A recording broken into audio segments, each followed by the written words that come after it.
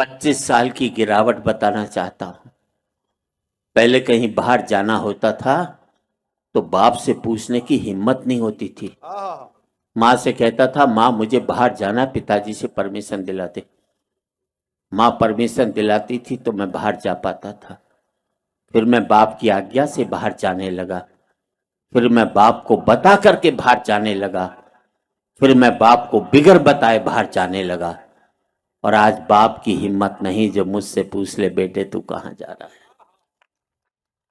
पहले मैं माँ बाप के साथ रहता था, माँ बाप मेरे साथ रहते। फिर हमने बना लिया एक मकान, एक एक कमरा अपने लिए, एक एक कमरा बच्चों के लिए, एक रीडिंग रूम, एक वो बाहर छोटा सा ड्राइंग रूम उन लोगों के लिए जो मेरे आगे हाथ जोड़ते थे, एक वो अंदर बड़ा सा ड्राइंग रूम उन लोगों के लिए जिनके आगे मैं हाथ जोड़ता हूँ। बहुत अच्छे हाजी, वाह वाह वाह।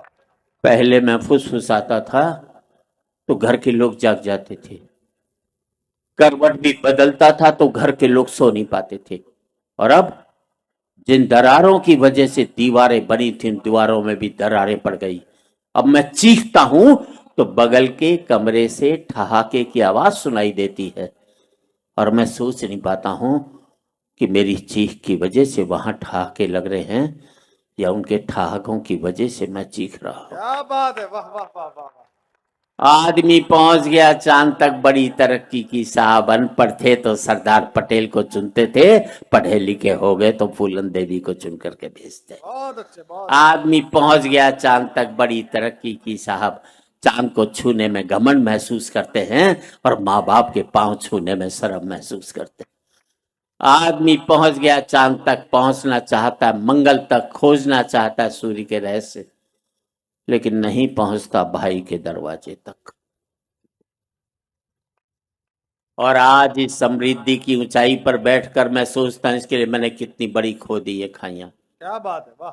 अंतिम पंक्तियां हैं, बात अच्छी लगे तो एक एक व्यक्ति की तालियां चाहूंगा।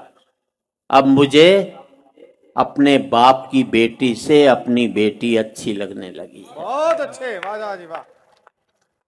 अब मुझे अपने बाप की बेटी से अपनी बेटी अच्छी लगने लगी है। मुझे बाप के बेटे से अपना बेटा अच्छा लगने लगा है। पहले मैं माँ बाप के साथ रहता था, अब माँ बाप मेरे साथ रहते हैं। अब मेरा बेटा भी कमा रहा है, कल को मुझे उसके साथ रहना पड़ेगा। और हकीकत यही है दोस्तों, तमाचा मैंने मारा है तो तमाचा मुझे खाना भी पड़ेगा। वाह वाह वाह वाह वाह वाह। आज इस पावन मन से मैं इतना ही कहना चाहता हूं युवा पीढ़ी से, जिंदगी भर माँ बाप के साथ रहना ताकि आपके बच्चे जिंदगी भर आपके साथ रह सकें। क्या बात है, क्या बात। हो सकता है नौकरी और व्यापार की वजह से आप शारीरिक रूप से साथ न रह पाए, पर जिंदगी भर मानसिक रूप से माँ बाप के साथ रहोगे बहुत तो अच्छा। आपके बच्चे भी जिंदगी भर आपके साथ रहेंगे।